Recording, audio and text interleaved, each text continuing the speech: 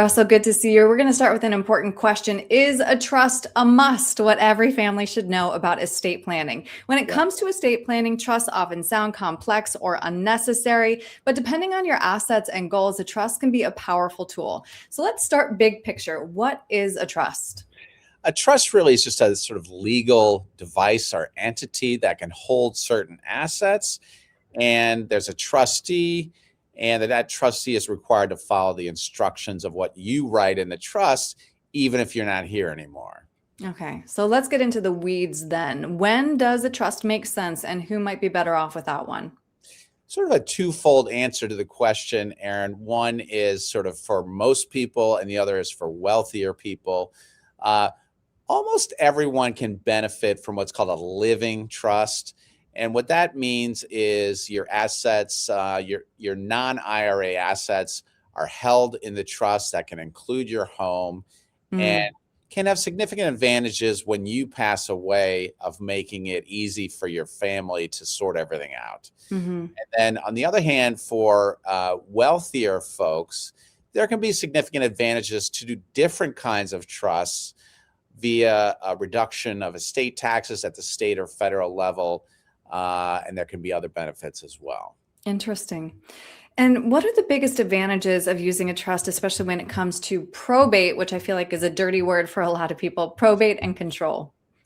Well, probate, is this process after folks die of basically the state judicial system overseeing your will. And that can be like anything in government, that can be slow and tedious. And what a trust does, anything in a trust does not go through probate, right? And on the control side, again, if assets are in probate, they can be messed with by people, claiming certain rights to your assets or judges making decisions. And if they're in a trust, it's much more straightforward. And I know that you've helped a lot of families through these important questions, but what are the downsides or common misconceptions about trust that people should understand before setting one up? There's sort of a common misconception that if you set up a certain kind of trust, which is called an asset protection trust, that you can basically push nursing home costs off onto the government.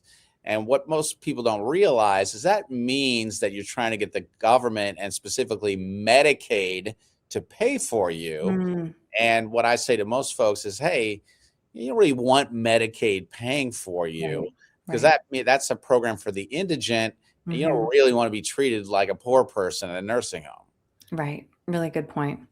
All right. So I know that you help people with long-term plans, estate planning, but even when you have an estate plan or a trust, why are those beneficiary designations so important, and how often should they be revisited? Yeah, your individual investment accounts, it is important to designate beneficiaries, review those every couple years with your attorney, your financial advisor, especially in a world of modern families with second marriages and sometimes kids from different marriages. It is smart to make sure that what's going to happen when you're no longer here actually reflects what you want. Absolutely. Well, talking this through with you, Russell, it's clear, you're always thinking about the whole family and legacy planning, which is so important. If somebody would like to sit down with you and determine if a trust is right for them, what's the best way to reach you? The best way to do that, Aaron, is via our website, which is hackmannwealth.com. Again, hackmannwealth.com. All right. Russell, thanks for your time today. I appreciate it. Thank you.